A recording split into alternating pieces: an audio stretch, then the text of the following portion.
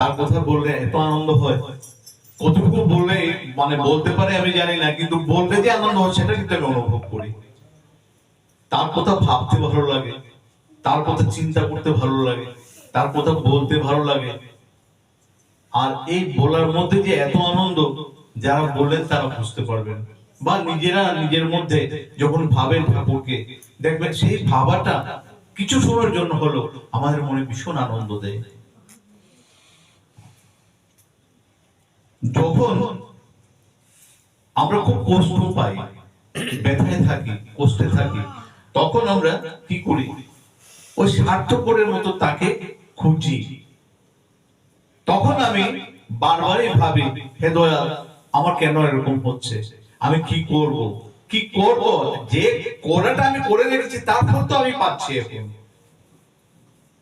আমার অন্য কারণ কর্মফল তো আমাকে কষ্ট দিচ্ছে না, দিচ্ছে আমার কর্মফল। কিন্তু আমি এমনই বোকা, আমি ওই ভাবনাটাই আমার মনে আসে না। আমি ভাবি, কি ভাবি, যে আমার কেন এরকম হলো, আমি বিশ্লেষণ করা জানি না। তো আমার কর্মটা যদি আমি ভেবে দেখি যে আমার কি ভুল, কোন জায়গায় আমার চলার ভুল করেছি, সেটা যদি খুঁজি একবার, তাহলে আমি ঠিক বুঝতে পারবো যে আমার এই জায়গাটায় আমার ভুল হয়েছে। আমি ঠাকুরের নীতির বিরুদ্ধে আমি গেলাম, আমি ঠিক মেনে চলতে পারিনি, আর যার ফল আজকে আমি ভোগ করছি। আমরা এমন একটা মানে এমন নীতি বিধানের মধ্যে আছি, বিশ্বাস করবেন না, একদম ফর্মুলা।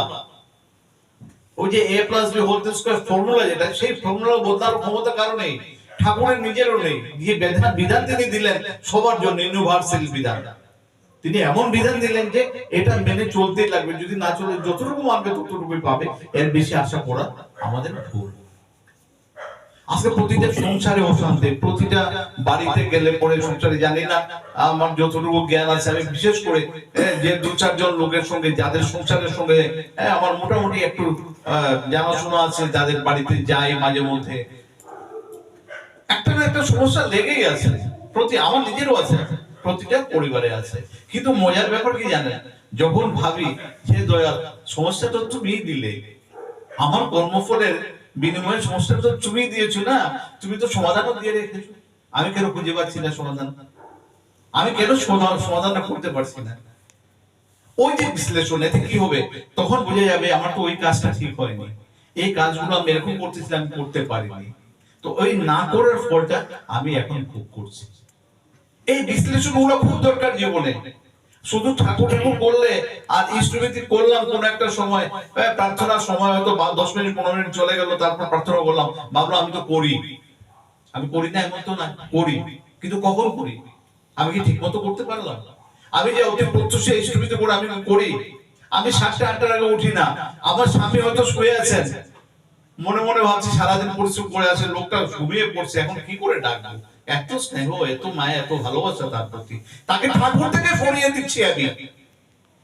আমি এমন স্ত্রী, আমার স্বামীকে আমি ঠাকুরের থেকে আগিয়ে দিতে পারছি না, আমি তাকে শুয়ে, যদি শুয়ে থাকে থাকো, পরে উঠলে পরে ইষ্টভীতি করবে, কিন্তু আমি প্রতিজ্ঞা করেছিলাম যে আমি অতি প্রত্যুষে ইষ্টভীতি করবো, তোমার ভরণ পোষণে যা নিবেদন করার আমি যা পারি আমি অতি প্রত্যুষে করবো, আমি করি না।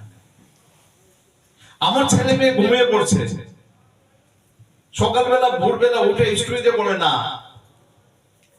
এই তো একটু পরে স্কুলে যাবে, ঘুম থেকে উঠলে এখন তো মাথা সোজা করতে পারবে না, ঘুমিয়ে পড়বে ইষ্টভীতি। আরে করুক না বাবা, তোমার হাতে ধরে তুমি করাও না, তাকে আদর করে বাবারে শোনারে বলে করাও না। এই যে শিক্ষাটা যদি একবার হয়ে যায় না, ও জীবনে কোনোদিন আর পারবে না ভুল করতে, কোনোদিন পারবে না।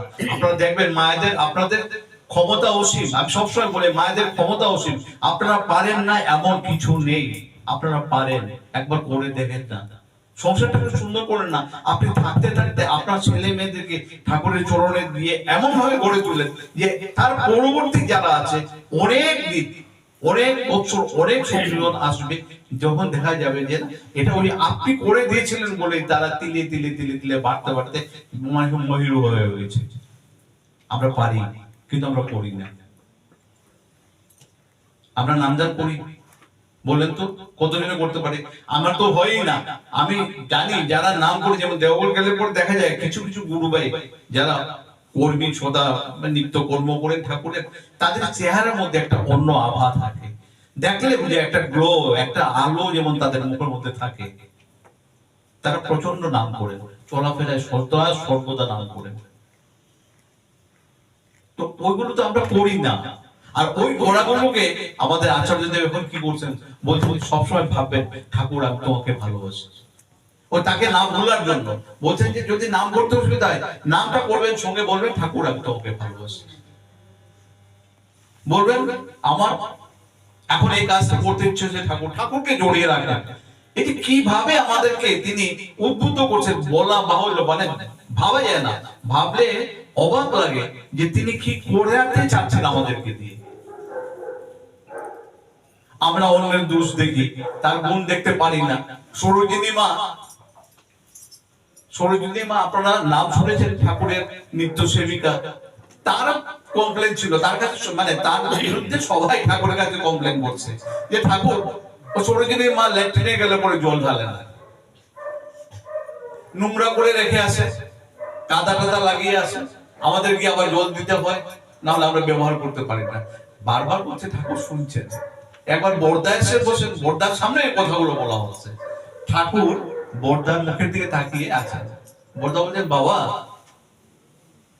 আমার কিন্তু সরোজিনীর একটা কাজ খুব ভালো লাগে। ঠাকুর বলছে, মানে সঙ্গে সঙ্গে ঠাকুর এই যে মানুষের মন্দটা দেখতে চান না, ভালোটা শোনার সঙ্গে সঙ্গে ঠাকুর একদম অধীর আগ্রহ বলতে, বল বল বল কি ভালো লাগে সরোজিনী, এরকম আগ্রহ নিয়ে তিনি বলছেন। বর্দা বলছেন, জানেন বাবা আমি রাত্রে যখন একটা দুটো তিনটার সময় যখন আপনাদের কাছে আসি, বাবা আপনার কাছে আসি, মার কাছে আসি, আসার সময় দেখি সরোজিনী মা মশারি টাঙিয়ে তার নিচে বসে নাম করছে। আমার ওটা খুব ভালো লাগে। আমরা হাজার দোষের মধ্যে দোষটাই খুঁজি, আমরা গুণ খুঁজি না। আর ওইটাই আমার চরিত্রে এনে আমি কি করি, আমি খুব একটা মানে বড় কাজ করলাম এরকম ভাবি আমরা। আমি অন্যের দোষ আপনার চোখে দিয়ে দেখে নিলাম, বললাম দিদি জানেন অমুক এরকম এরকম করে, অমুকের এই জিনিস, আপনিও সঙ্গে সঙ্গে হাততালি দিলেন, বাহ সত্যি তো এরকম করে। কেন? ওই মায়ের মধ্যে কি কোনো গুণ নেই? আমরা কেন খুঁজি দেয় সব? আমরা সব সময় সুন্দরের, ওই যে সুন্দর দেখিয়া সুন্দর হইব, তা আমি সুন্দর দেখে সুন্দর হই না, বান্দর হই। এই হচ্ছে আমাদের চরিত্র। আমরা এরকম হলে চলবে না। ঠাকুর কষ্ট পান, আচার্যদের ভীষণ কষ্ট পান। আমরা যত ভালো থেকে হয়েছে, ঠাকুর অধীর আগ্রহে বল বল, মানে বর্দা থেকে মানে একদম তাকিয়েছেন, বল কি কি ভালো লাগে তোর। ঠাকুর কি জানেন না? ঠাকুর জানেন সব। এইভাবে আমাদের চলা যদি নিয়ন্ত্রিত না হয়, আমাদের জীবনটা সুন্দর হবে না, কখনো জীবন সুন্দর হয় না। প্রতিটা মানুষ, স্বামী স্ত্রী, পুরুষ নারী একে অন্যের পরিপূরক হয়ে যখন আমরা চলি, তখন কি হয়, আমাদের সংসার সুন্দর হয়। ঠাকুরের দিকে যখন আমার মতি থাকে, তখন আমার চলাফেরা দেখে আমার সন্তান, আমার পরবর্তী যে বা যারা আছে, তারা ওই নিয়ম মাফিক চলবে। আজকে যদি দেখে ঘুরতে বেরোনোর সময় আমি ঠাকুর প্রণাম করে যাচ্ছি, বা আমার স্ত্রীকে বলছি ঠাকুর মানে তুমি একটু খেয়াল করো তো, আমি ঠাকুরের পরে বাতিটা জ্বালিয়ে রেখে যাচ্ছি, তুমি একটু পরে ওটা নিবে আবে। হ্যাঁ, তখন ছেলে বা মেয়ে শুনতে শুনতে একটা সময় সেও ভাবে, বাবা যে বলে গেছেন তুমি কি বাতি অফ করেছো, নিবেছো, লাইট অফ করেছো। ওই যে তার সেন্সে আসবে এই জিনিসগুলো। তো এগুলো যদি আমি না করে, ও শিখবে কোত্থেকে? আমার শিখিয়ে দিতে লাগবে। এরকম প্রতিটা ব্যাপারে আমি তাকে ঠাকুরের দিকে এগিয়ে নিয়ে যাব, এই আমাদের কাজ। আমরা এর বেশি কিচ্ছুই করতে পারবো না। তার কর্ম অনুযায়ী সে পাবে, কিন্তু কর্মটাকে ধরিয়ে দিতে লাগবে আমার। ঠাকুরের চরণে তাকে দেব, নাম ধ্যান ইষ্টভীতি কখন করতে হয় সব তাকে বুঝিয়ে দেব, আমি করব, করে করে তাকে করিয়ে দেব। এরকম যদি করতে পারি, ঠাকুর ধরা সফল হবে, প্রতিটা মানুষের জীবন সুন্দর হবে। আর আমি মনে হয় আপনারা যত সুন্দর করতে পারবেন, আমরা তত সুন্দর হব। আপনারা সবাই ভালো থাকবেন, সবাই আনন্দে থাকবেন, ঠাকুরকে নিয়ে মগ্ন থাকবেন, অন্য কিচ্ছু না। সবকিছুর মধ্যে ঠাকুর, সবকিছুর মধ্যে ঠাকুরকে ডাকেন, ঠাকুরকে ভাবেন, আমাদের জীবন সুন্দর হয়ে যাবে। জয় গুরু।